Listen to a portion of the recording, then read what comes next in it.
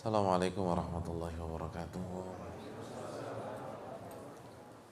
Alhamdulillah hamdan katsiran tayyiban mubarakan fih kama yuhibbu rabbuna wa yarda. Wassalatu wassalamu ala nabiyyina Muhammad wa ala alihi wa sahbihi wa man sara ala nahjihi bi ihsanin ila yaumil wa ba'd. Hadirin yang dirahmati oleh Allah Subhanahu wa taala, Bapak dan Ibu sekalian,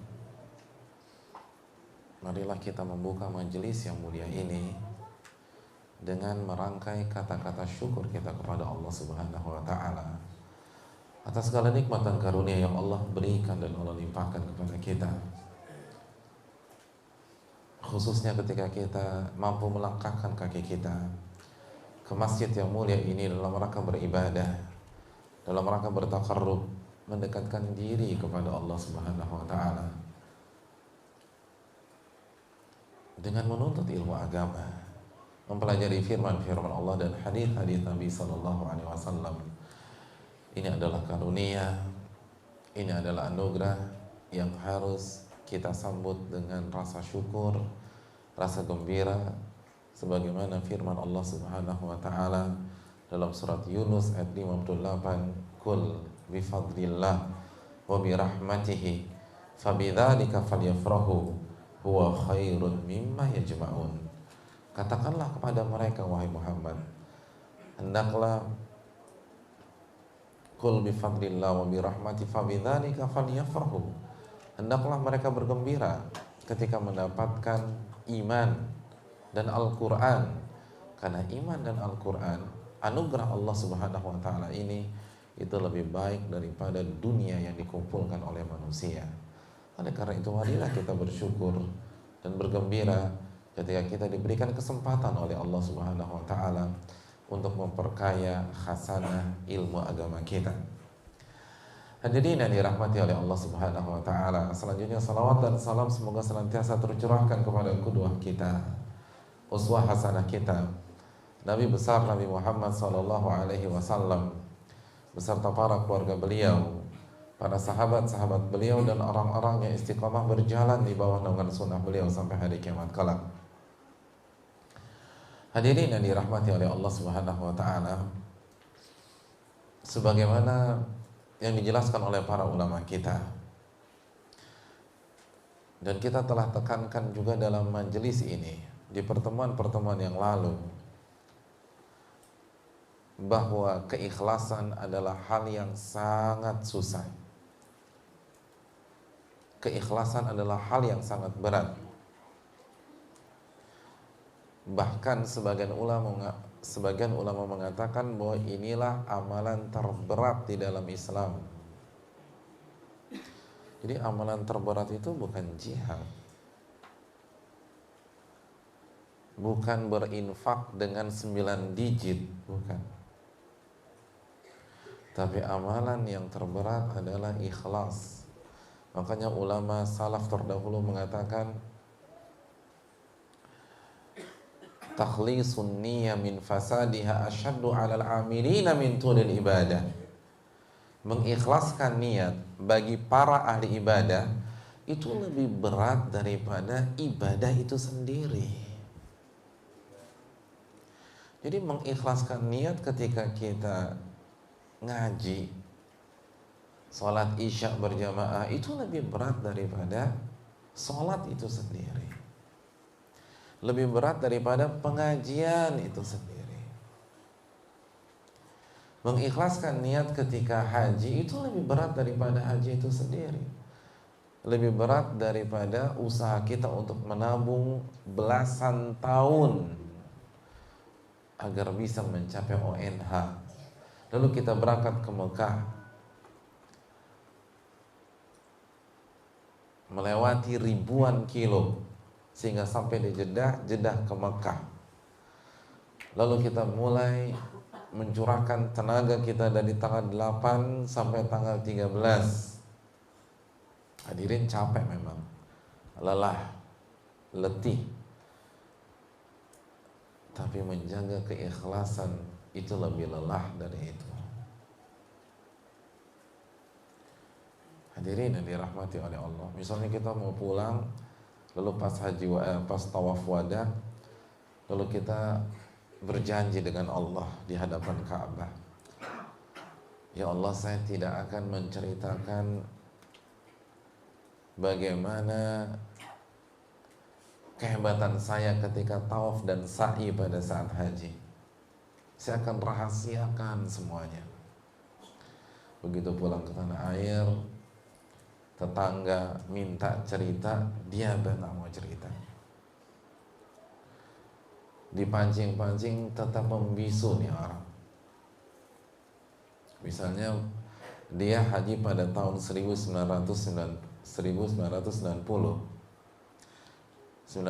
itu diem. Tahun 91 tetap membisu. 92 nggak cerita-cerita. 93, 94. Ketika 2015, karena mungkin ada teman yang memprovokasi dia, akhirnya dia ceritakan hajinya tahun 1990, membanggakannya, sum'ah, maka haji tahun 90 selesai, pahalanya ditolak oleh Allah Subhanahu wa ta'ala, nggak diterima oleh Allah. Haji tahun 1990 tidak diterima karena sum'ah tahun 2015. Man samma'a yusammi illahu bih. Barang siapa yang sum'ah, menceritakan amal ibadahnya agar dipuji oleh orang, maka Allah akan bongkar kedoknya pada hari kiamat, nggak akan Allah kasih pahala. Jadi capeknya ibadah haji paling dari tanggal 8 sampai tanggal 13, 8, 9, 10, 11, 12, 13, 6 hari. Tapi menjaga keikhlasan saat kita mengerjakan haji itu seumur hidup, hadirin yang dirahmati oleh Allah. Berat. Hal yang sangat berat. Oleh karena itu hadirin yang dirahmati oleh Allah Subhanahu wa ta'ala, para ulama kita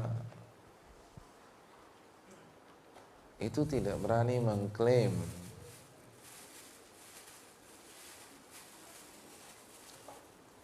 takutnya setengah mati dalam masalah ini.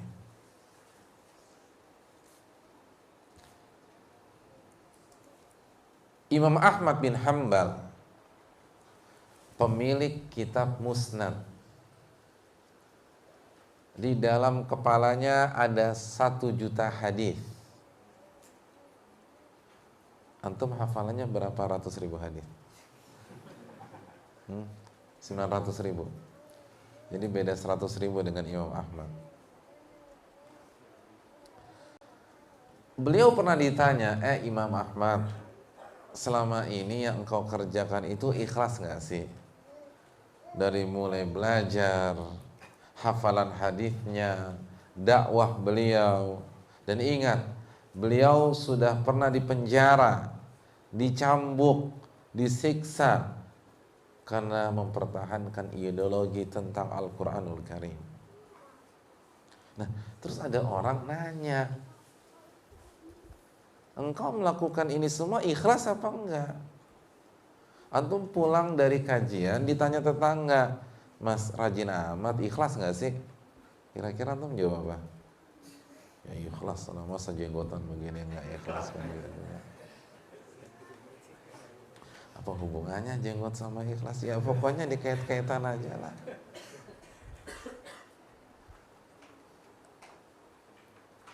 Apa kata Imam Ahmad? Ammal ikhlasu fahuwa aziz. Adapun keikhlasan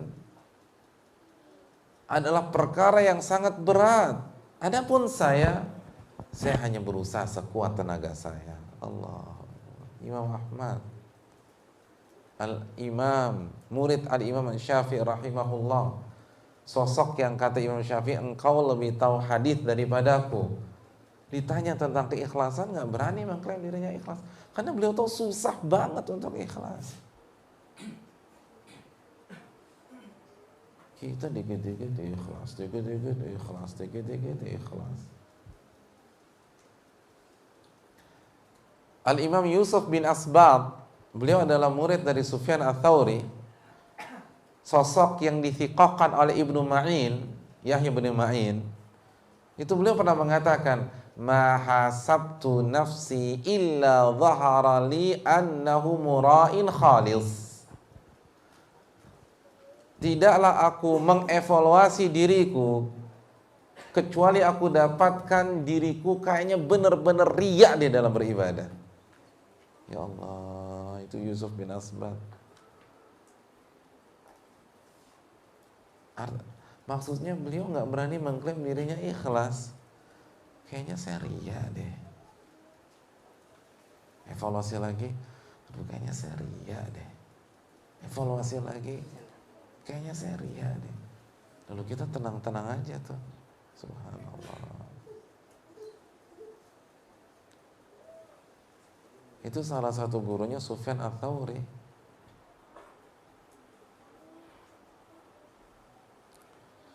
Kenapa mereka mengatakan demikian? Karena mereka tahu ikhlas itu susah banget. Adapun orang zaman sekarang dikit-dikit ikhlas, dikit-dikit ikhlas, dikit-dikit ikhlas. Sampai maksiat pun mengklaim ikhlas. Itu yang habis pikir saya tuh. Ini udah jelas maksiat. Ngeklaim ikhlas. Iya enggak? Ada orang nyogok oknum, "Pak, ini buat Bapak sama keluarga." Kita tanya, "Ikhlas enggak nih?" "Ikhlas, Pak, ikhlas." La haula wala quwata illa billah. Coba yang ketawanya paling kencang kayaknya pengalaman. Masya Allah. Iya kan? Itu yang namanya nyogok tuh nggak ada yang ikhlas. Itu udah kepepet. Masih ditanya ikhlas nggak nih? La haula wala quwata illa billah, ditanya lagi ikhlas nggak nih? Kalau ikhlasnya nggak mau, ikhlas, ikhlas. Masya Allah. Oh ya, alhamdulillah ikhlas ya. Masya Allah. Ulama dulu ibadah takut nggak ikhlas. Bahkan khawatir kayaknya saya riya deh. Hadirin yang dirahmati oleh Allah Subhanahu wa taala.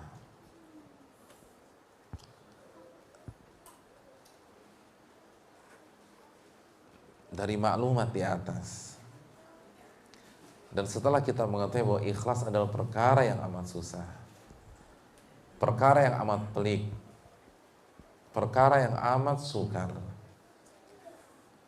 namun bukan berarti kita pesimis. Karena sulit bukan berarti mustahil. Ikhlas dapat kita capai walaupun berat. Dan ini pendapat yang rajih. Karena perlu antum ketahui saking susahnya ikhlas ini, sebagian ulama mengatakan ikhlas adalah amalan yang mustahil. Bayangkan, itu ulama yang mengatakan. Saking susahnya. Ya itu tadi Yusuf bin Asbat tuh kayaknya saya nggak pernah ikhlas deh. Sebagian ulama, tapi pendapat ini wallahu ta'ala tidak rajih. Karena tidak mungkin Allah membebankan kita sesuatu yang mustahil kita wujudkan. La yukallifullahu nafsan illa wus'aha. Al-Baqarah ayat terakhir. Allah tidak akan membebankan seseorang kecuali sesuai dengan kemampuannya. Dan ikhlas ini adalah tuntutan dalam setiap ibadah. Nggak mungkin mustahil. Wudu kita harus ikhlas. Salat kita harus ikhlas. Ngaji atau taklim kita harus ikhlas. Infak harus ikhlas. Salat Jumat harus ikhlas. Haji harus ikhlas. Nggak mungkin kalau mustahil. La yukallifullahu nafsan illa wus'aha. Tapi susah, benar. Dan sangat susah. Oleh karena itu pada kesempatan kali ini kita akan membahas kiat-kiat untuk menjadi orang yang ikhlas. Dan hadirin yang dirahmati oleh Allah Subhanahu wa taala, saya rasa khusus materi ini itu si pemateri dan yang mendengarkan materinya sama saja. Kita sama-sama butuh. Dan ketika seseorang menyampaikan materi ini bukan berarti dia lebih pintar, lebih hebat dalam menerapkan daripada yang mendengarkannya. Karena lagi-lagi ini adalah ibadah terberat di dalam Islam.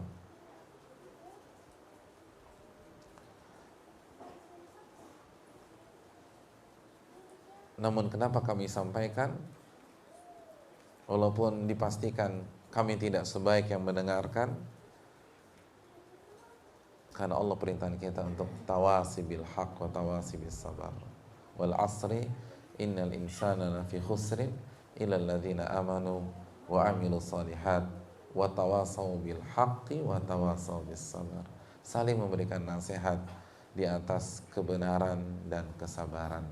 Bukan karena kami lebih ikhlas daripada yang mendengarkannya.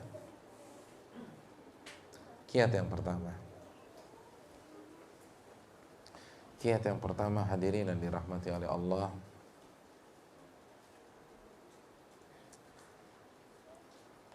menyembunyikan amal ibadah.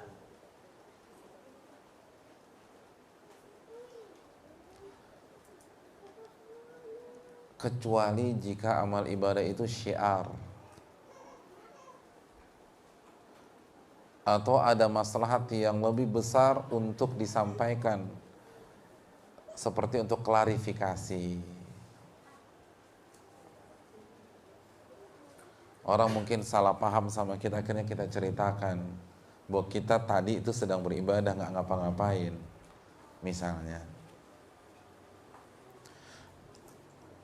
Tapi kalau ibadah itu bukan syiar atau untuk klarifikasi, sembunyikan. Syiar itu seperti apa sih? Sholat berjamaah bagi laki-laki, sholat Jumat itu syiar. Takbir ketika malam takbiran atau ketika Idul Fitri itu syiar. Jadi jangan sampai setelah kajian ini besok nggak sholat Jumat, saya di rumah aja Pak Ustadz nyembunyiin amal, khawatir ya. Nah, ini nggak benar. Itu syiar. Syiar itu ditampakkan.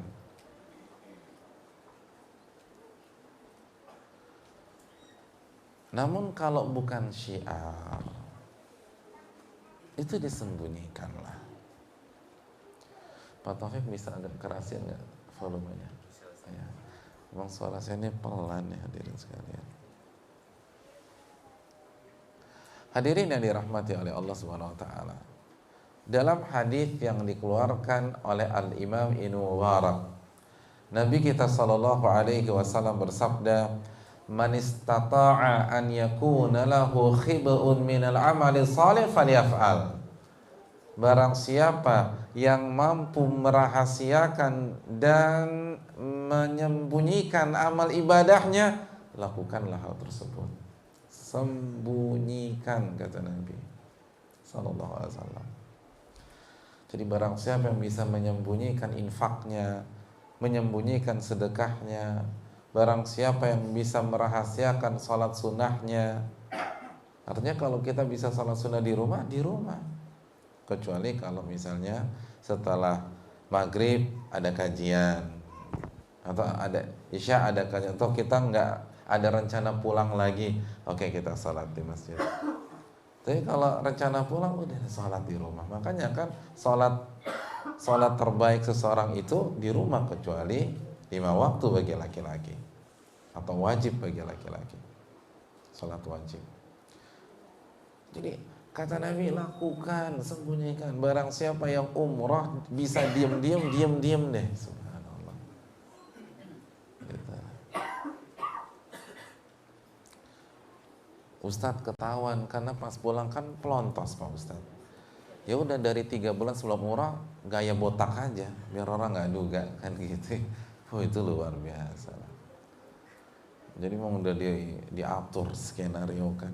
Dari 4 bulan sebelum umrah udah botak sehingga pas dia pulang umrah nggak ada yang tahu dia ini pulang umrah. Subhanallah. Kan kata Nabi, ini bukan kata saya, kata Nabi, man istata'a minkum an yakuna lahu khib'un min amali salih falyaf'al. Barang siapa di antara kalian yang mampu menyembunyikan amal ibadahnya, lakukan. Lakukan. Jangan ditampilkan, disembunyikan. Sembunyiin. Emangnya nggak boleh ditampilkan Pak Ustadz? Boleh, nggak ada masalah. Tapi kan Allah berfirman dalam surat Al-Baqarah ayat 271, in tubdus sadaqat fani'immahi.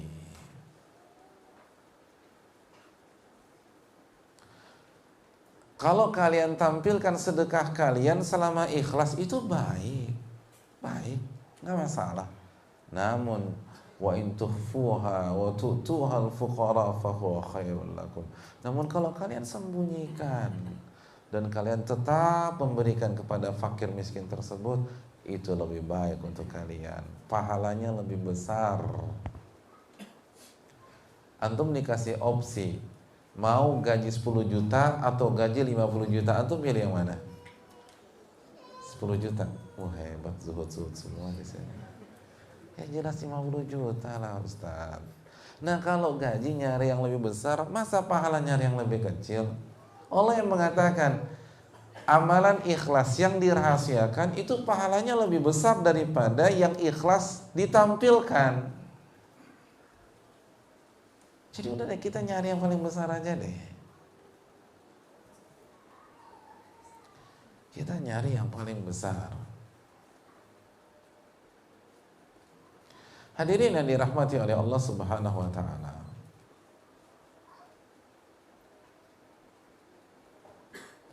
Kenapa pahalanya lebih besar?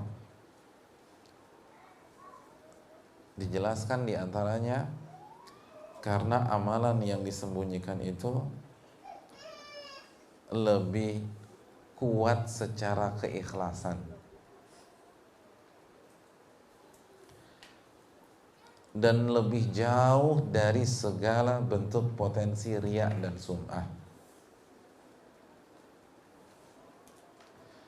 Hadirin, kita tahu virus-virus ketidakikhlasan itu masuknya sering dari pujian, ya enggak? Riya artinya apa? Memperlihatkan amalan kepada orang lain agar dipuji, kan begitu ya. Sum'ah, memperdengarkan amalan agar dipuji. Nah, disinilah kelebihan saat kita menyembunyikan amal ibadah kita. Karena pada saat kita menyembunyikan amal ibadah kita, orang nggak tahu. Dan ketika orang nggak tahu, dia nggak akan muji. Dan ketika dia nggak muji, maka peluang untuk ikhlas lebih besar. Kita akan lebih mudah menjaga hati, hadirin. Kenapa demikian?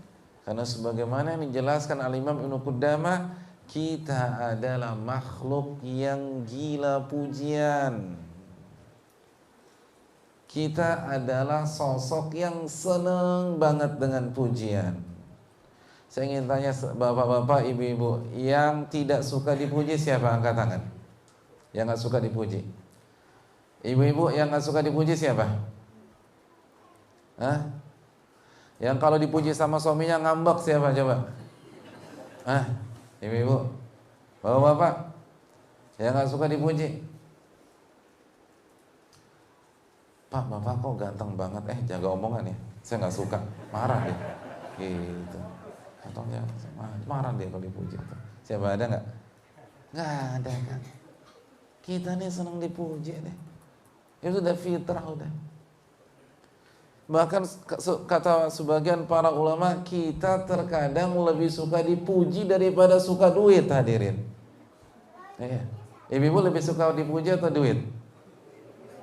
Oh, dua-duanya kata ibu. Kalau ditanya begini, cepat, kecerdasannya itu maksimal ibu sekalian. Dua-duanya Pak Ustaz. Hadirin yang dirahmati oleh Allah Subhanahu wa taala.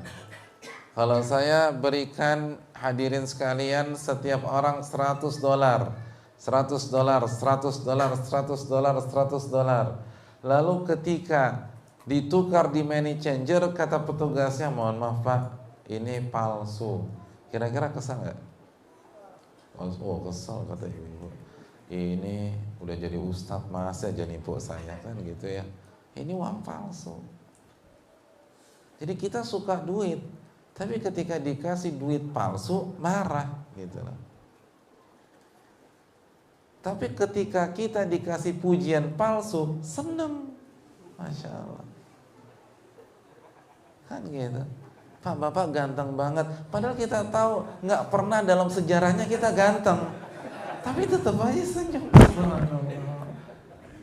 Itu kan padahal palsu. Tahu nggak pernah ganteng gitu nih. Ini yang di sana bukan di sini. Di sini Masya Allah ganteng-ganteng. Di sana. Padahal kan palsu ini. Tetap aja senang. Bapak kalau dari penampilannya kayaknya pintar fisika Pak ya? Bisa aja Pak Ustadz. Ya Allah, padahal dulu nilainya 3, 4, 2. Tetap aja tuh senyum-senyum tuh. Padahal ini gak bener nih Ustadz. Itu bahayanya tuh. Pujian.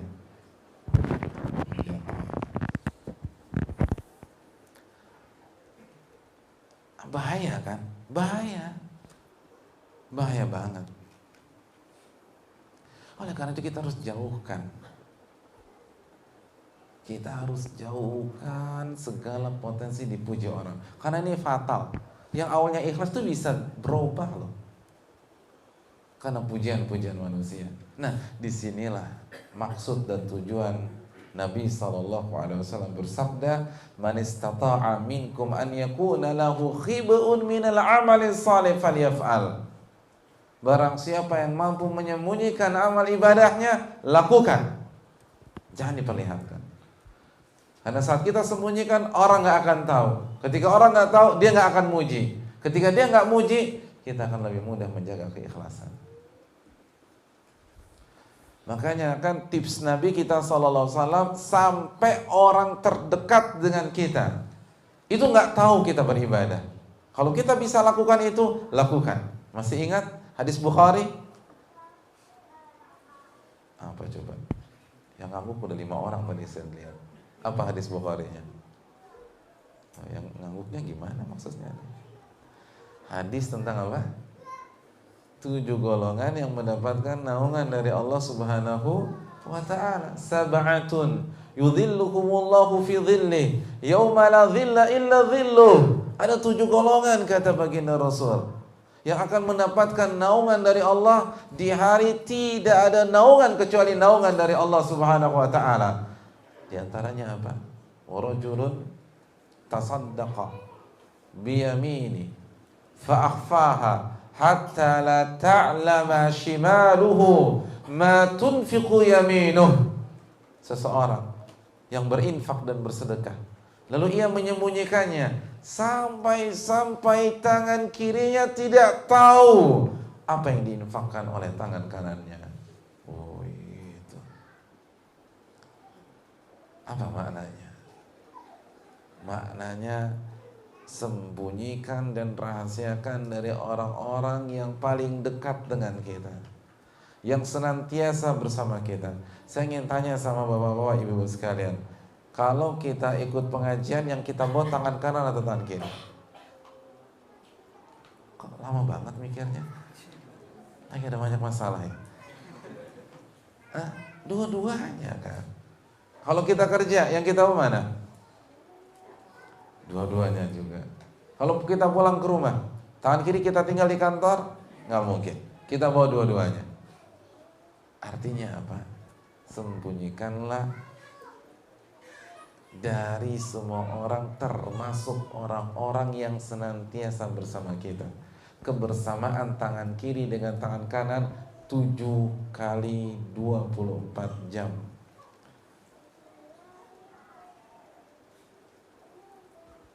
Sembunyikan dari orang-orang seperti itu.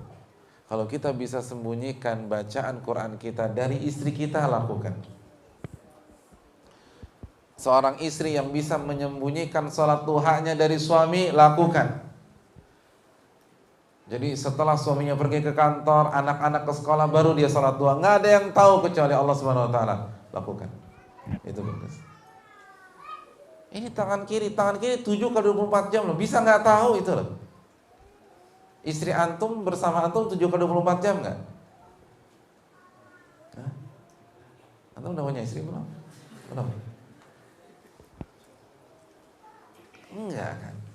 Kalau antum masuk kamar mandi, istri ikut masuk kamar mandi? Enggak. Alhamdulillah.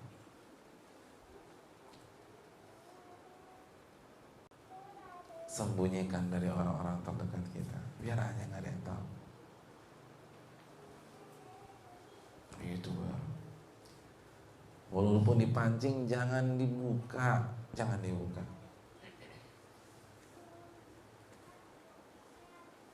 Orang tanya hafalan kita, jangan dibuka. Bilang aja masih sedikit. Walaupun mungkin sudah hafal 29 juz, tinggal juz 30 yang belum hafal. Jadi Al-Baqarah udah, Ali Imran udah, An-Nisa udah, tinggal Qul ya ayyuhal kafirun, inna a'tainakal kautsar, idza jaa nasrullahi wal fath. Gitu loh, 29 juz hafal. Tapi kalau ditanya, Pak hafalannya berapa? Baru sedikit. Kan benar, wa ma utitu minal ilmi illa qalila. Dan tidaklah kalian diberikan ilmu kecuali sedikit. Kata bilang aja sedikit. Ngapain bilang 29 juz? Kan masih sedikit kata Allah Subhanahu wa taala.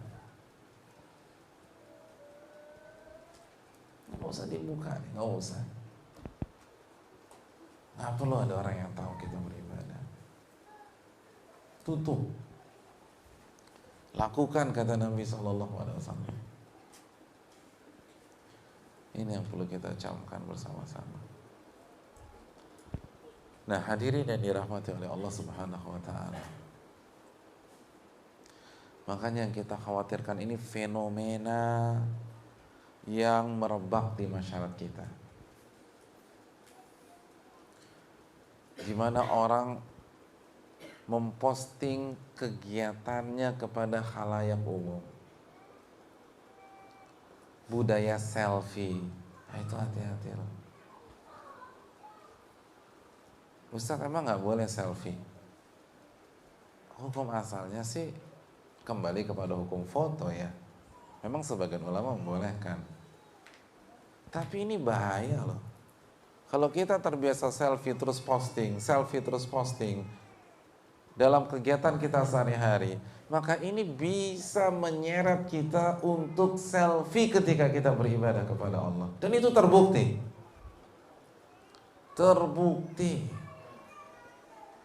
Ketika kita terbiasa posting setiap kegiatan kita, aktivitas kita, dikhawatirkan ini akan membuat kita memposting ibadah-ibadah kita. Subhanallah. Hari Senin jam 6 kita lihat status FB teman kita, selamat berbuka. Buat apa selamat berbuka? Biar satu followers Anda tahu semua Anda lagi puasa nih sekarang.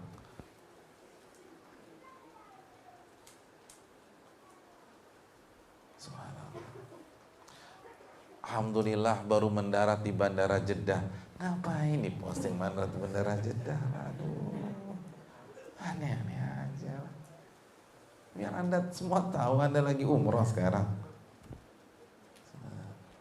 Indahnya sore hari di Masjid Nabawi. Buat apa bicara indahnya sore hari di Masjid Nabawi? Subhanallah. Aneh hadirin sekalian.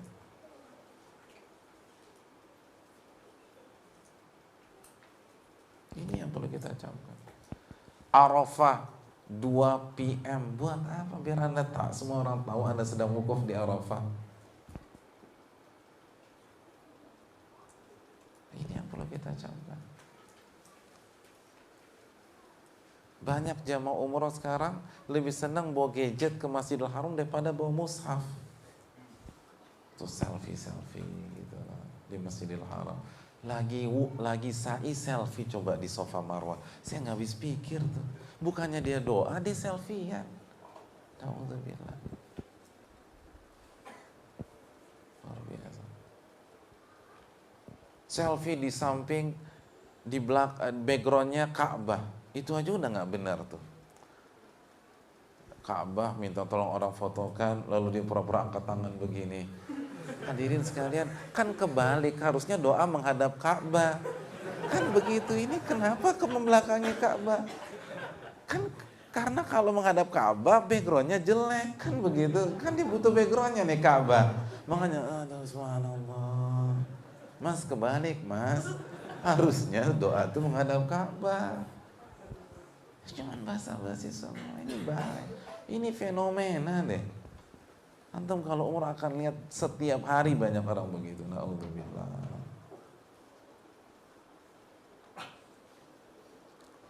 Tawaf direkam lah, ngapain tawaf direkam itu? Rabbana atina fid dunya hasanah wa fil akhirati hasanah wa qina adzabannar. Dilihat lagi sana. Ini kejadian beneran. Ya Allah, buat apa? Subhanallah. Ustaz mau dikirim ke malaikat, saat biar cepat dicatatnya. Nggak perlu, malaikat langsung lihat nyata. Buat apa posting-posting? Ya Allah, para ulama takut begitu kita dengan PD-nya, dengan bangganya. Kayaknya hati kita setulus Nabi Muhammad SAW. Lihat Yusuf bin Asbat aja mengatakan, tadi kan kita udah jelaskan, setiap aku muhasabah, maka kesimpulanku kayaknya aku munafik, aku riya terus. Itu Yusuf bin Asbat. Kalau kita nggak ada beban lakukan hal tersebut, subhanallah. Tamim Ad-Dari, hadirin, Tamim Ad-Dari imamnya Umar bin Khattab pada saat salat tarawih di bulan suci Ramadan. Ahli ibadah besar. Kalau tarawih sampai menjelang subuh. Itu pernah ditanya oleh seseorang, wahai Tamim Ad-Dari, bagaimana salat tahajud Anda? Tolong sharing dong sama kita, salat tahajud Anda tuh gimana sih? Apa kata Tamim Ad-Dari? Tamim Ad-Dari mengatakan, la raq'atun wahidatun usalliha fi jawfil lail ahabbu ila min an usalliya al-laila kullaha thumma aqsa an-nasa ala dhalik. Aku salat satu rakaat di tengah kegelapan malam, tidak ada yang tahu. Satu rakaat. Habis satu rakaat langsung tidur. Itu lebih aku sukai daripada aku salat semalam suntuk lalu keesokan harinya aku ceritakan kepada masyarakat.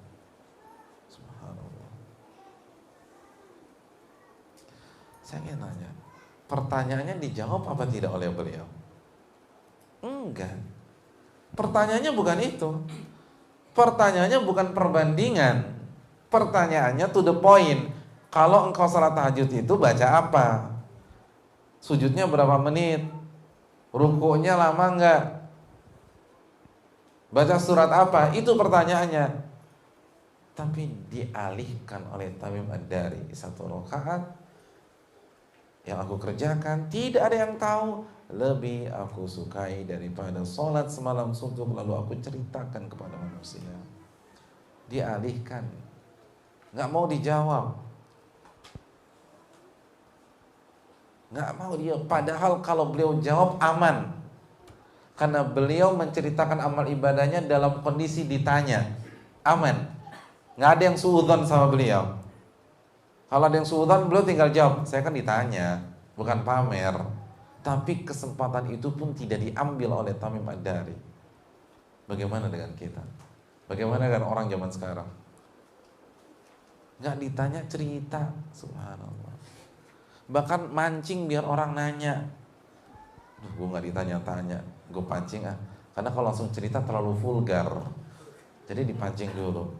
Pak, tadi malam jam 2 bintang-bintang indah sekali Pak di langit. Biar ditanya, kok belum tidur? Bener, kok belum tidur Pak? Iya biasa Pak, rutinitas tahajud dari jam 2 sampai subuh, nah, kan dapat, subhanallah. Jadi hadirin yang dirahmati oleh Allah SWT, para ulama punya peluang menceritakan, tidak mereka ambil. Tidak mereka ambil.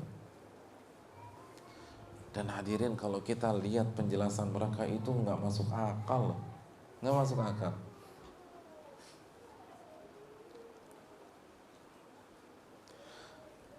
Antum tahu Sibawai? Ahli nahwu yang sangat luar biasa. Apa kitab beliau? Beliau punya kitab yang menjadi rujukan. Ini salah satu referensi utama dan terbaik dalam ilmu nahwu. Apa judulnya? Alkitab. Aneh ya? Yang belajar bahasa Arab, apa arti Alkitab? Buku. Pernah lihat nggak sebuah novel judulnya novel? Buku beliau judulnya buku. Jadi beliau punya buku nahwu namanya Alkitab. Arti kita Alkitab itu buku. Kenapa dinamakan Alkitab? Itu nama bukan dari beliau. Dinamakan oleh para ulama Alkitab karena di awal-awal kemunculan buku ini tidak ada nama di cover dan tidak ada nama penulis di cover. Sengaja beliau nggak nulis namanya, nggak mau, takut terkenal. Jadi nulis buku nggak ada judulnya, nggak ada nama penulisnya. Kok bisa tahu? Pak Ustadz tuh tahu gimana coba? Hadirin, gini deh, antum kuliah nih, antum punya guru besar, yang setiap masuk kelas itu menceritakan pemikirannya. Lalu suatu ketika antum dapat buku, covernya tersobek. Lalu ketika antum baca, itu persis dengan pemikiran guru besar antum saat di kelas. Kira-kira mudah ditebak atau sulit ditebak? Mudah ditebak. Ya begitu juga Sibawai, kan muridnya banyak. Dan mereka sudah tahu gaya bicaranya Sibawai, pola pikirnya, teori-teorinya. Ketika baca buku ini Sibawai, ini udah jelas dah. Sibawai, guru kita. Akhirnya karena tidak ada namanya, dinamakan Alkitab. Subhanallah. Ada orang seperti itu sekarang. Ulama. Al-Mawardi rahimahullah, ulama mazhab Syafi'i, diriwayatkan bahwa beliau punya hobi yang unik. Hobi nulis buku tapi tidak pernah dicetak. Nulis, selesai, disimpan dalam bentuk manuskrip, nggak pernah dicetak, nggak pernah dibukukan, nggak pernah diterbitkan. Ketika ditanya, apa jawaban beliau? Saya khawatir buku saya bestseller dan saya terkenal. Nggak masuk akal.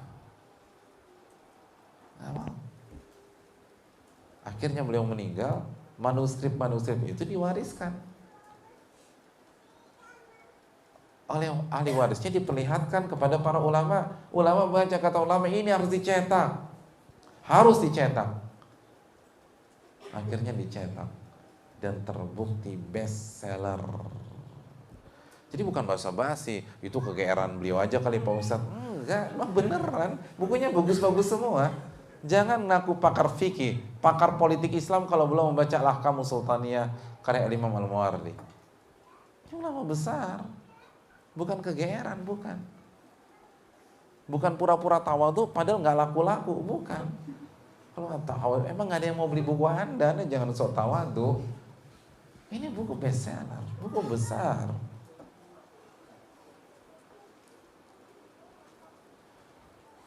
Oleh karena itu hadirin sekalian, menutup poin pertama ini, saya ingin bertanya, apa yang membuat orang pengen pamer amal ibadah? Agar terkenal, gitu kan ya. Al-Imam Abu Nuaim menukilkan sebuah kaidah di tengah-tengah para ulama salaf. Man kariha syuhrah ishtahar. Barang siapa yang membenci popularitas, justru dia yang akan terkenal nantinya. Oh, ini kaidah luar biasa. Barang siapa yang gak suka populer, yang gak suka terkenal, menghindar, justru nanti dia yang akan terkenal. Dan lebih harum namanya, dan lebih elegan keterkenalannya. Bukan norak gitu. Bukan dengan cara-cara murahan. Bukan dengan cara-cara apa? Gaya bahasa anak muda, bukan cara-cara lebay, nah itu. Enggak. Elegan ini. Berkelas. Dalilnya apa? Surat At-Taubah ayat 105. Wa qul i'malu fasayarallahu amalakum wa rasuluhu wal mu'minun. Oh, ini ayat dalam hadirin. Allah berfirman, wahai Muhammad, katakan kepada hamba-hambaku, i'malu, beramallah, fasayarallahu amalakum, niscaya Allah akan melihat amal-amal kalian, wa rasuluhu, dan Rasul akan melihat. Apa tafsir Rasul akan melihat? Kalau Allah akan melihat, jelas lah, Allah maha melihat. Tapi Rasul melihat maksudnya apa? Kalau antum baca buku tafsir, salah satu pentafsirannya, Allah akan memberitahukan Rasulullah SAW apa yang kita kerjakan. Jadi reportnya Nabi dapat. Oh, fulan, Pak Fulan ngurus ini, Pak Fulan ngurus ini, dapat. Bayangkan, reportnya Nabi dapat. Kalau amal itu ikhlas, kalau riya enggak, udah selesai. Wal mu'minun, dan orang-orang beriman akan melihat. Apa maksudnya orang-orang beriman akan melihat? Apalagi kalau kita sembunyikan, gimana cara ngelihatnya Pak Ustadz? Maksudnya adalah Allah akan memasukkan rasa simpatik ke dalam hati orang-orang beriman kepada kita.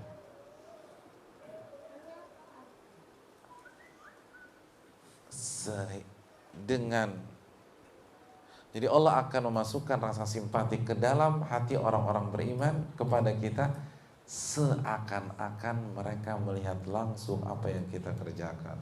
Itu maknanya.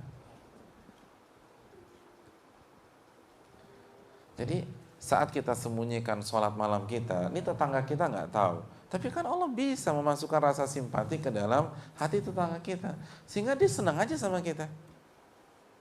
Pak, kenapa Bapak senang sama Pak Fulan? Nggak tahu, pokoknya enak aja tuh muka dilihat, menyejukkan. Iya apa tidak? Iya kan? Atau kita sering mengalami ini. Kita simpatik sama orang, kalau ditanya alasan yang logisnya kita nggak bisa jawab, nggak tahu, pokoknya enak aja tuh orang dilihat. Dan memang ini orang baik. Itu bisa jadi karena keikhlasannya. Kan begitu hadirin sekalian. Jadi di bidang manapun, di bidang dakwah, majelis taklim, saya berapa kali atau ada beberapa ustadz atau dai saya amati, itu ilmunya bukan ilmu yang begitu luar biasa, retorikanya pun juga biasa, tapi nggak tahu jamaah senang aja sama beliau. Padahal retorikanya biasa, nggak bermain kata, tapi kena aja orang sama beliau.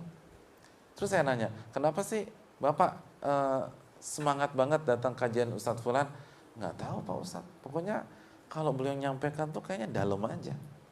Padahal kontennya sama dengan yang dijelaskan ustadz-ustadz lain. Nah itu, emangnya Allah nggak bisa apa? Jadi hadirin yang dirahmati oleh Allah SWT, itu contohnya seperti Sibawai. Sibawai tidak mau, mohon maaf,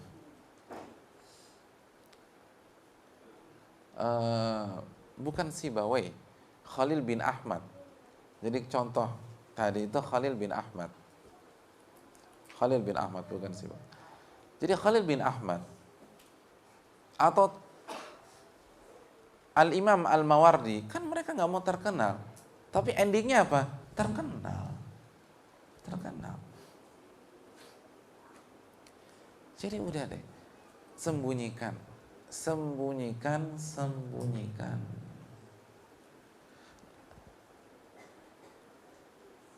Kalaupun terkenal, biarlah Allah yang menceritakan amal ibadah kita kepada manusia. Jangan dari lisan kita.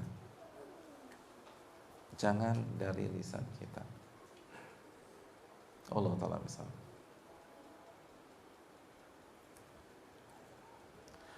Itu yang pertama. Yang kedua, kiat yang kedua agar kita mendapatkan keikhlasan.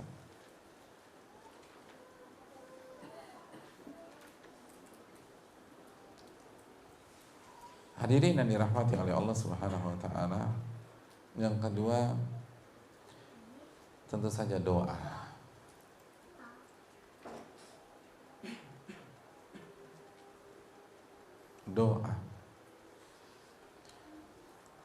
Allah Subhanahu wa taala berfirman, "Ud'uuni astajib lakum." Surat Ghafir ayat 60. Mintalah kepadaku, aku akan kabulkan.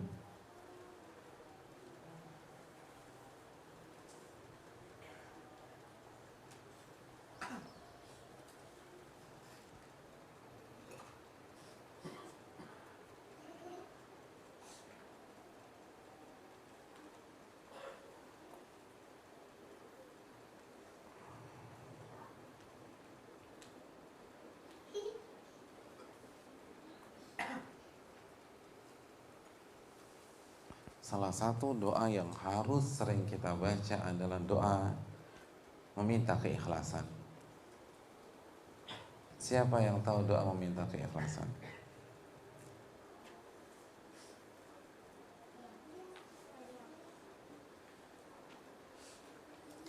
Hadis surat Imam Ahmad, Allahumma inni a'udzubika min an usyrika bika syai'an a'lamu wa astaghfiruka lima la a'lamu. Ya Allah, aku berlindung kepada Engkau dari kesyirikan yang berpotensi aku lakukan padahal aku tahu itu syirik, dan aku beristighfar dari kesyirikan yang tidak aku ketahui. Kita tahu nih riya nih, tetap aja senang riya kan gitu. Nah itu berlindung kepada Allah Subhanahu wa taala.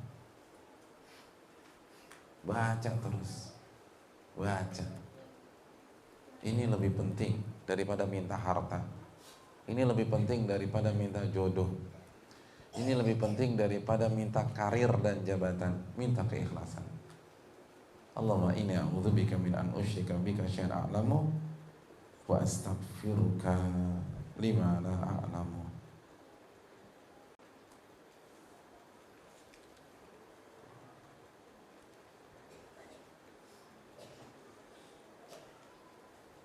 Baca dan terus baca.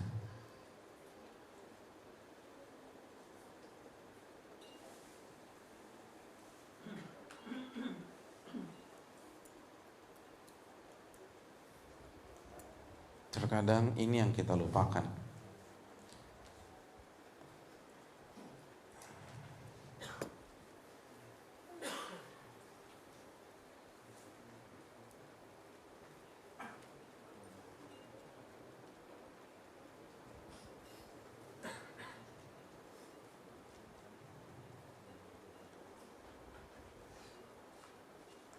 Kita sering minta kekayaan, kita sering meminta kesuksesan dunia, tapi kita lupa meminta keikhlasan.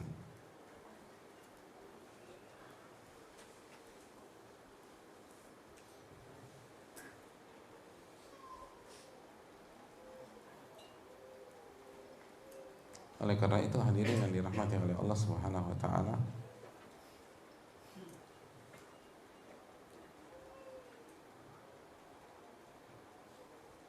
hendaknya kita terus meminta keikhlasan atau doa-doa meminta ketetapan hati. Ya muqallibal qulub, tsabit qalbi ala dinik, atau ya musarrifal qulub, sarrif qalbi ala ta'atik.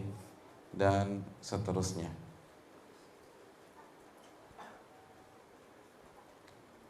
Itu yang perlu kita camkan bersama-sama.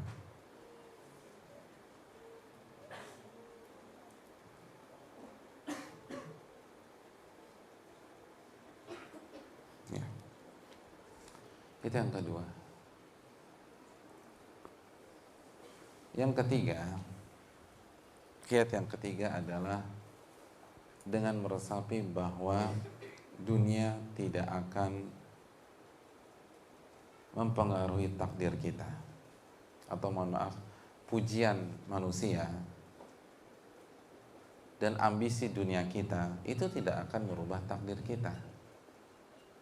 Sekarang buat apa sih kita ria? Orang ria pengen dipuji orang, orang sum'ah pengen disanjung orang. Oke, kalau orang sudah sanjung Anda, terus kenapa?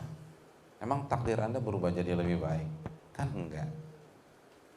Masih ingat hadis Ibnu Abbas, annal ummata law ijtama'at ala an yanfa'uka bi syai' lan yanfa'uka illa bi syai'in qad katabahu Allahu lak. Sesungguhnya apabila seluruh umat bersepakat untuk mensupport Anda, mendukung Anda, maka dukungan mereka tidak akan bermanfaat bagi Anda kecuali apa yang Allah takdirkan bagi Anda. Walau ijtama'u ala an yadurruka bi syai', dan kalau sebaliknya mereka bersepakat untuk menghancurkan Anda, menjegal Anda, mereka tidak akan berhasil kecuali apa yang Allah takdirkan atas Anda. Hadirin, pujian manusia, celaan manusia, ambisi dunia kita nggak akan merubah takdir. Kalau begitu buat apa kita harapkan dunia?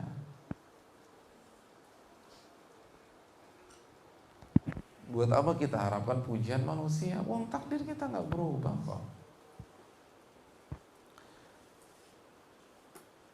Satu Bandung muji antum.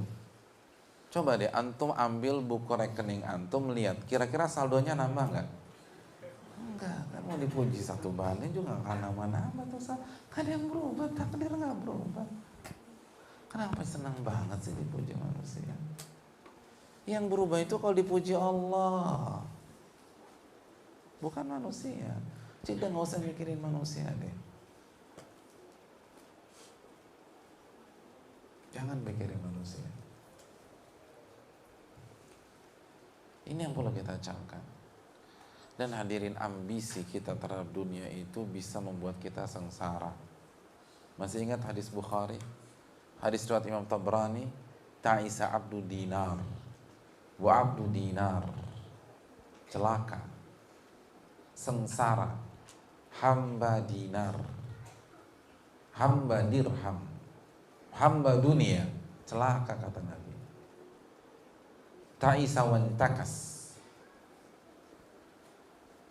celaka dan akan sengsara. Jadi orang yang ambisinya dunia, dia akan sengsara. Jadi jangan sampai ibadah kita hanya untuk memperoleh dunia, karena kita pasti akan sengsara. Kita akan menderita. Adapun kalau kita mengharapkan Allah, maka Allah akan berikan dunia kepada kita. Wa man yattaqillaha yaj'al lahu makhraja wa yarzuqhu min haitsu la yahtasib. Barang siapa bertakwa kepada Allah, Allah akan berikan solusi dari segala masalahnya, dan Allah akan berikan rezeki dari arah-arah yang tidak ia duga-duga. Oleh karena itu hadirin yang dirahmati oleh Allah, ini yang perlu kita camkan. Orang berpikir orang berpikir bahwa pujian manusia itu akan bermanfaat bagi dia. Enggak akan. Nabi dicaci maki satu kota selama kurang lebih 13 tahun, tapi beliau menjadi manusia termulia. Gak ada urusan sama manusia deh. Jadi udah gak usah harapkan pujian, sanjungan, ucapan manusia. Tidak akan bermanfaat bagi kita. Gak akan. Yang perlu kita camkan adalah wajah Allah. Yang harus kita cari adalah pujian pemilik alam semesta ini. yang apabila Allah ingin merubah jalan rezeki kita, Allah hanya mengatakan kun fayakun. Itu yang harus kita cari.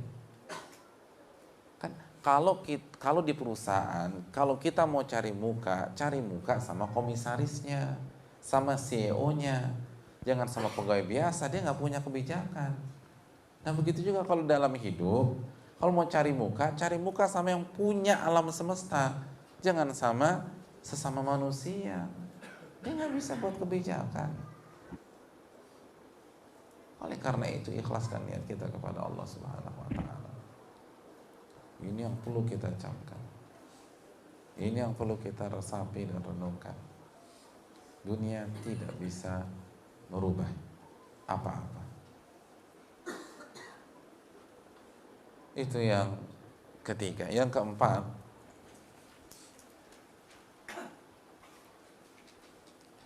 bergaul dengan orang-orang yang berusaha menjaga keikhlasan.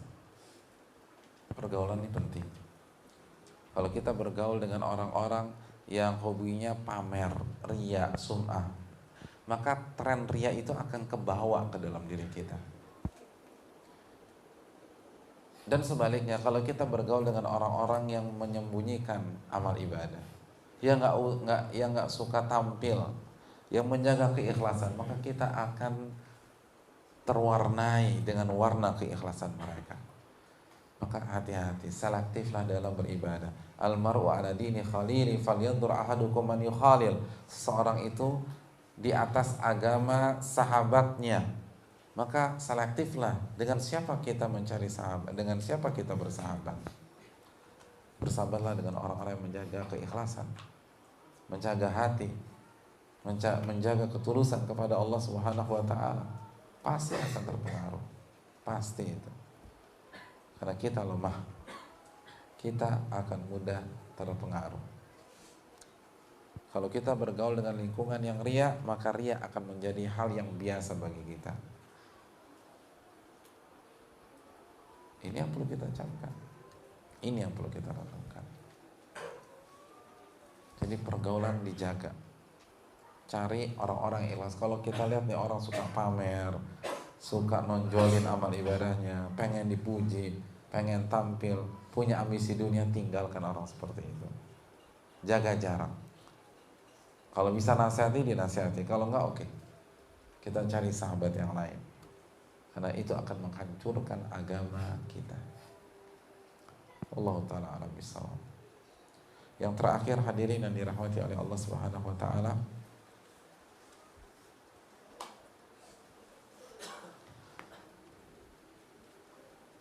kiat keikhlasan adalah dengan meresapi keuntungan-keuntungan kalau kita ikhlas.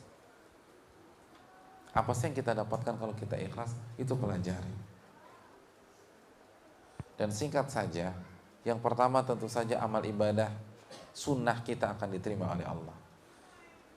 Jadi amal ibadah yang sesuai dengan sunnah itu akan diterima. Kalau tidak ada keutamaan kecuali itu, sudah cukup bagi kita. Innamal a'malu binniyat wa innamal likulli imri'in ma nawa. Sesungguhnya amal ibadah itu tergantung niatnya, dan Allah akan mengganjar seseorang sesuai dengan niatnya.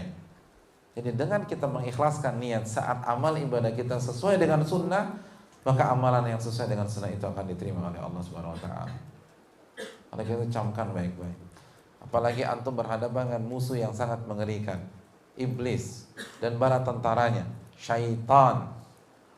Hadirin, ketika syaitan berhadapan dengan ahli sunnah, berhadapan dengan orang-orang yang sholatnya sesuai dengan sunnah, pengajiannya sesuai dengan sunnah, zikirnya sesuai dengan sunnah, maka satu-satunya pintu yang bisa mereka manfaatkan untuk menghancurkan amal ibadah kita adalah dari pintu keikhlasan.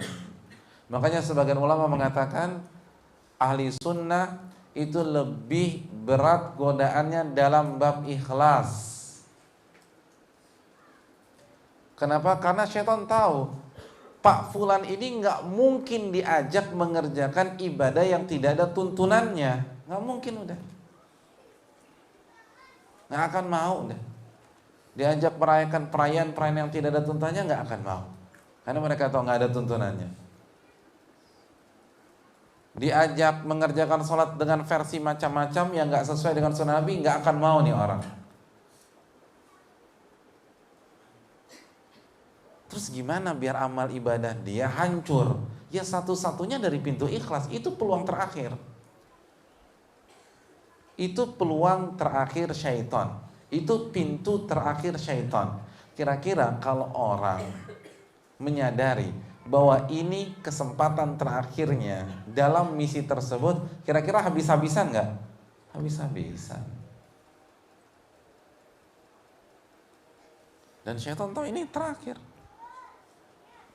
Karena nggak ada harapan, nyerang dari sisi ittiba nggak ada harapan udah. Harapan ada pada sisi keikhlasan, itu yang digenjot. Jadi fokusnya ke arah itu. Makanya orang yang ibadahnya sesuai dengan sunnah itu kan gampang banget. Ketika diajarin sholat sesuai dengan sunnah, puasa sesuai dengan sunnah, zikir sesuai dengan sunnah, manasik haji dan umroh sesuai dengan sunnah. Tapi coba kalau materinya tentang ikhlas, siang nanti udah bisa ikhlas? Belum tentu. Itu puluhan tahun bisa mungkin. Bulanan itu. Karena syaitan cerdas. Syaitan tahu kekuatan dan kelemahan kita. Kan dia pengalaman hadirin. Pengalamannya menggoda anak Adam itu kan gak diragukan. Kalau kita tarik garis lurus ke saat Nabi hijrah aja 1436 tahun. Ke Nabi Isa 2015. Itu dua nabi terakhir, terbawah dari segi urutan. Gimana sampai Nabi Adam?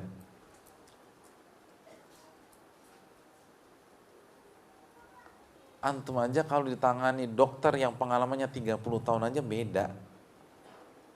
Dosen yang pengalamannya 30 tahun aja beda. Ini musuh antum sudah biasa menghadapi gaya antum jutaan tahun lamanya. Ya ini orang dah. Gitu. Makanya heran orang-orang yang kepedean menghadapi syaitan. Anda tuh siapa sih mas? Syaitan tuh, Anda tuh bukan lawannya syaitan, bukan. Syaitan tuh ngelihat kita tuh kayak anak TK gitu loh. Anak TK kayak preman ngelihat anak TK pakai jam G-Shock, nah itu tuh. Ini digampang dipalak nih selesai. Terus gayanya penantang petenteng lagi anak TK-nya, kayaknya tuh dia jagoan. Ya Allah, tinggal dijitak nangis sudah. Gak ada apa-apanya. Anak Nabi aja kena sama dia. Anak Nabi itu. Ada yang bapak antumnya Nabi? Ya, coba angkat tangan, yang bapaknya Nabi. Nggak ada kan, kecuali mau divonis sesat kan nggak mungkin. Anak Nabi karena anak Nabi Nuh, anak Nabi Yakub.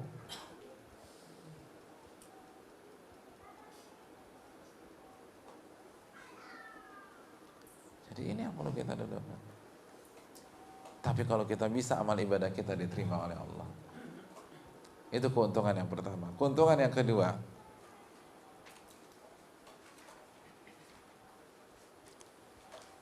yang kedua, bahwa keikhlasan adalah kunci keistiqomahan dan selamat dari berbagai macam fitnah dunia dan fitnah syahwat maupun syubhat. Ingat firman Allah dalam surat Yusuf ayat 24, kadzalika linasrifa anhu su'a wal fahsya innahu min ibadinal mukhlasin. Apa yang menyebabkan Nabi Yusuf selamat dari fitnah syahwat dengan berbagai macam faktor pendukungnya ketika berhadapan satu lawan satu dengan istri Al-Aziz. Ini semua faktor mendukung, hadirin, semuanya mendukung. Ya cantik lah, kaya, berkuasa, di rumahnya, dan dia sudah mempersiapkan segala sesuatunya dengan sempurna. Dia tahu medan, terus dia yang aktif. Laki-laki yang seperti itu kan tinggal menyerahkan dirinya aja, sudah silakan deh gitu kan ya. Udah orang dia nggak perlu ngejar-ngejar, dia yang didatengin. Semuanya ada. Sudah tampil semenarik mungkin, ya Allah. Banyak laki-laki ngintip-ngintip gitu, ngintip wanita mandi gitu, karena nggak ada peluang. Akhirnya ngintip. Ini nggak perlu ngintip-ngintip, udah ada di depan mata.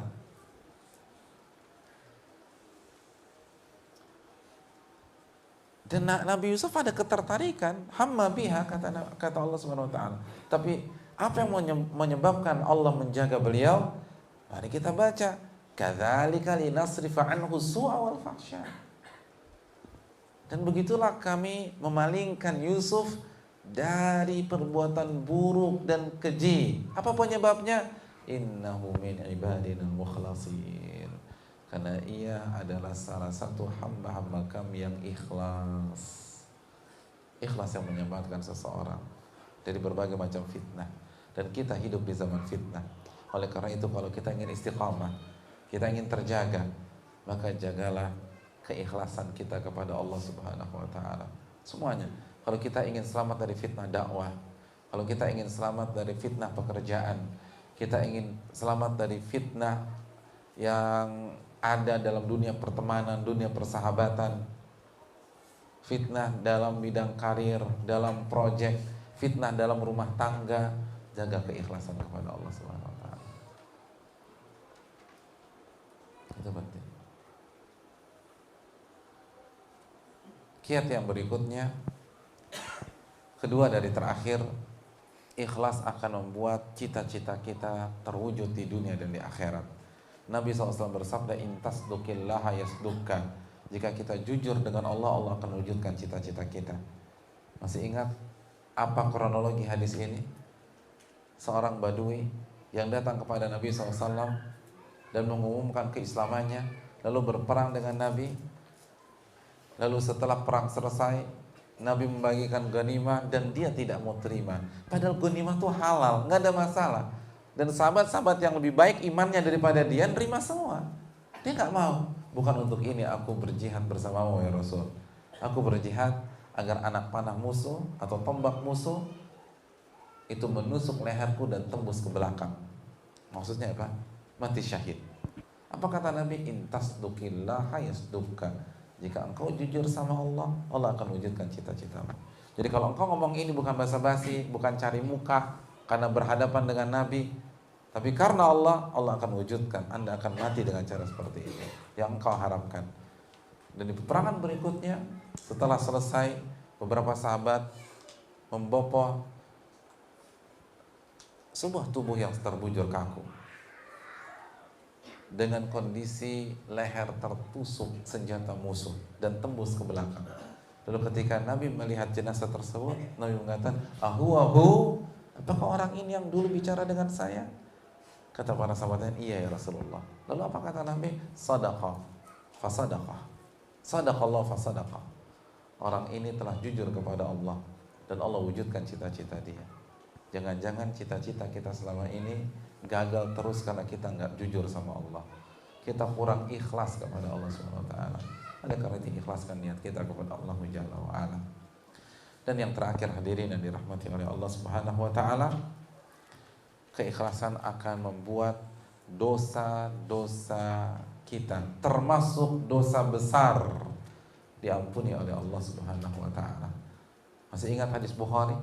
Ketika ada seorang pelacur dari pelacur Bani Israel, bagi yamin bagaya Bani Israel, bertemu dengan seekor anjing yang tawaf mengitari sumur. Anjing itu tidak bisa berkutik dan melakukan apa-apa. Dia kehausan, tapi dia tidak bisa melakukan apa-apa Karena air itu ada dalam sumur. Satu-satunya cara adalah masuk ke dalam sumur. Kalau si anjing masuk, maka dia akan minum air, tapi dia nggak bisa keluar, mati. Tapi kalau nggak masuk, dia akan mati kehausan. Maka wanita pelacur itu pun berinisiatif membuka sepatu khufnya, lalu masuk ke dalam sumur, lalu mengambilnya dengan sepatu tersebut, dan begitu naik ke atas, ia berikan kepada seekor anjing itu. Lalu Nabi mengatakan, faghufiralaha bihi. Allah mengampuni dosa-dosanya karena perbuatannya tersebut. Hadirin, jangan salah paham. Maksud perbuatannya dijelaskan Al-Hafidz Ibnu Hajar dan para ulama, bukan memberikan minum anjing, tapi keikhlasan. Ingat, bukan memberikan minum anjing. Karena kalau memberikan minum anjing, nanti kita semua akan zina dengan alasan tetangga kita punya anjing. Tenang aja Pak Ustaz, tetangga saya ada 2 herder, saya akan kasih minum susu Pak Ustaz. Susu. Kalau air putih aja diampuni, apalagi susu. Ini bukan masalah memberikan minum anjing, ini keikhlasan. Ini perempuan itu melakukan hal tersebut tulus karena Allah. Nggak ada yang dia cari. Nggak ada wartawan di sana. Nggak ada manusia di sana. Hanya anjing. Lalu dia berikan minum kepada anjing tersebut. Dan selucu-lucunya anjing, dia nggak akan bisa balas. Jangankan balas, bilang jazakillah khairan aja nggak bisa. Jadi dia nggak mengharapkan ucapan terima kasih dari pihak yang ia tolong. Lalu diampuni dosa-dosanya. Dan saya ingin tanya, pelacuran itu dosa kecil, dosa besar? Dosa besar. Dari sini ulama menyatakan bahwa keikhlasan bisa menghapuskan dosa-dosa besar, walaupun pelakunya belum bertobat dari dosa tersebut. Jadi kalau kita pernah berzina dan kita lupa belum bertobat dari zina kita, tapi sholat subuh kita ikhlas, zuhur kita ikhlas, asar kita ikhlas, insya Allah akan hapuskan dosa zina tersebut. Oleh karena itu ikhlaslah kepada Allah. Dan inilah yang bisa disampaikan pada kesempatan kali ini. Dan saya mau klarifikasi sekali, buku yang Alkitab itu benar Sibawai, bukan Khalil bin Ahmad, salah saya. Kan awalnya saya bilang Sibawai ya, terus tadi dirat Khalil bin Ahmad enggak, yang benar Sibawai. Khalil bin Ahmad itu gurunya Sibawai, punya buku namanya Kitabul Aid. Alkitab itu Sibawai. Ya, kita buka sesi pertanyaan sedikit saja, karena waktu sudah jam 9 kurang 5, silakan.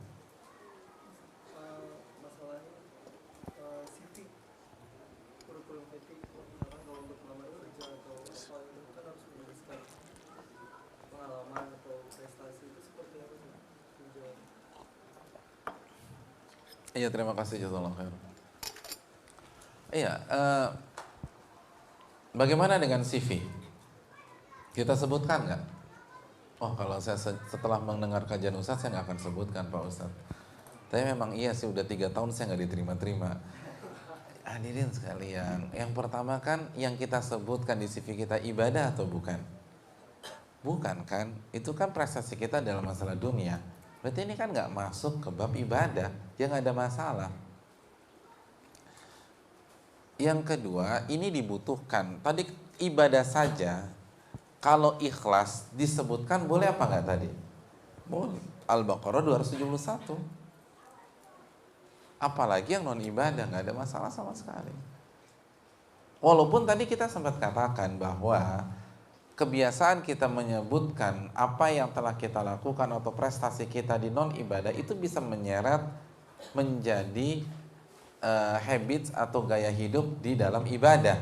Tetapi kan ini sesuai kebutuhan. Kita hanya buka pintu dalam hal-hal yang memang dibutuhkan, seperti CV. Selebihnya enggak, selebihnya tidak. Jadi nggak ada masalah. Ada pertanyaan lain? Waalaikumsalam.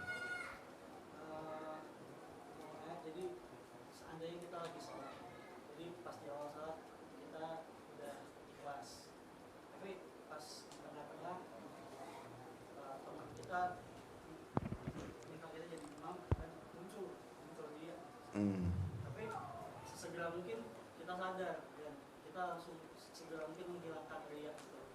Apakah itu sholat kita sebelum kita riya tadi terhapus juga amalannya? Dan selanjutnya bagaimana kalau kita sadarnya setelah sholat dan kita beristighfar? Apakah sholat kita tadi juga pahala yang hilang, atau karena kita beristighfar Allah masih memberikan pahala kepada kita? Yang pertama, ulama sepakat bahwa sholatnya diterima. Adapun pertanyaan yang kedua, jadi pertanyaan pertama tadi, gimana kalau riyanya di pertengahan lalu kita lawan dan kita tutup dengan ikhlas, maka ulama seluruhnya sepakat sholatnya diterima. Bagaimana kalau kita tetap riya sampai selesai baru kita sadarnya setelah sholat berakhir lalu kita beristighfar?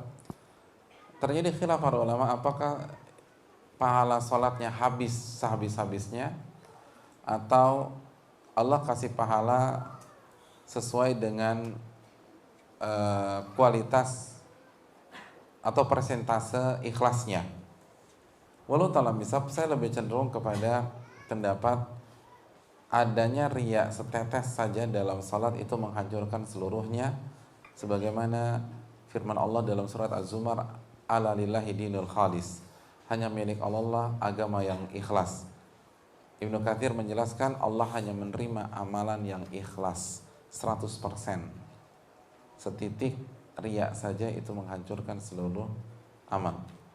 Dan Allah berfirman dalam hadis qudsi riwayat Muslim, ana aghna syuraka ani syirik, aku zat yang tidak butuh dengan sekutu, man amila amalan asyraka fihi ma'i ghairi taraktu wa syirkah, barang siapa yang mensekutukan aku pada saat ia beribadah, aku tinggalkan dia dan sekutunya tersebut. Dan hadis ini menggunakan fi'il, dan fi'il dalam ilmu usul fikih yufidul itlaq, melahirkan hukum mutlak. Jadi mau riyanya 80%, mau riyanya 70%, mau riyanya 1%, selesai, nggak ada. Terus bagaimana kalau kita istighfar? Cukup apa tidak? Tidak. Taubat bukan istighfar, karena riya dosa besar dan hukum asalnya istighfar tidak bisa menghapus dosa besar. Kita harus taubat taubatan nasuha. Allah ta'ala bisa.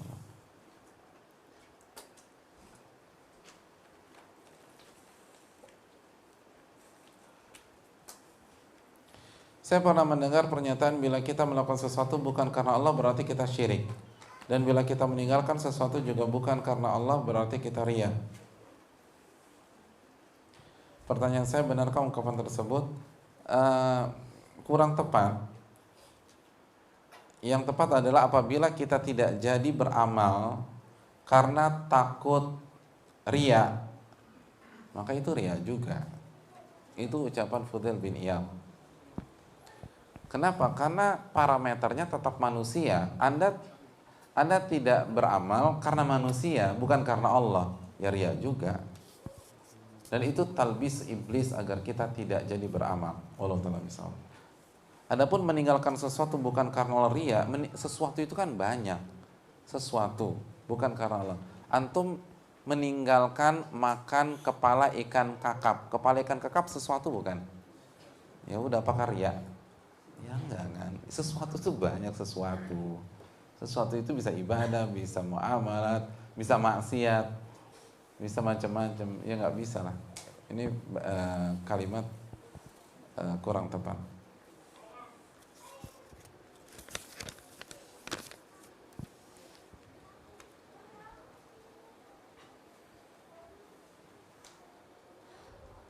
Ada perkataan seorang ulama yang saya dengar bahwa ilmu apabila kita curahkan seluruh tenaga dan waktu kita untuk ilmu, kita hanya mendapatkan setengahnya atau sebagainya. Apa maknanya? Maknanya kita tidak akan bisa menguasai seluruh ilmu Allah Subhanahu wa taala. Wa ma utitu minal ilmi illa qalila. Tidaklah kalian diberikan ilmu kecuali sedikit. Mau nggak tidur 7x24 jam pun Anda tidak akan menguasai ilmu agama 100%. Karena ilmu Allah sangat luas. Itu kalau sudah habis-habisan. Gimana yang nggak habis-habisan? Gimana yang hanya datang sekedarnya, yang nggak serius, yang sering absen, yang libur 3 bulan seperti ibu hamil atau melahirkan? gimana dapat ilmu? Jadi sekali lagi kita harus all out. Ya, pertanyaan terakhir, bila terbesit dalam hati rasa bangga akan amal kita tanpa kita menyebutkan dan memberitahu orang lain, hanya lintasan dalam hati saja, apakah itu juga membatalkan pahala dari amal? Khatar yang melintas di dalam hati insya Allah aman selama kita tidak pupuk. Jadi kalau yang terlintas, yang terbesit di dalam hati nggak ada masalah. Intinya kita hilangkan saja. Dan nggak ada yang pantas kita banggakan. Amal ibadah kita belum tentu diterima. Kalau diterima juga pas-pasan, nggak sehebat para ulama terdahulu. Jadi apa yang mau kita banggakan? Wallahu ta'ala bishawab. Subhanaka wa bihamdika, asyhadu an la ilaha illa anta, astaghfiruka wa atubu ilaik. Assalamualaikum warahmatullahi wabarakatuh.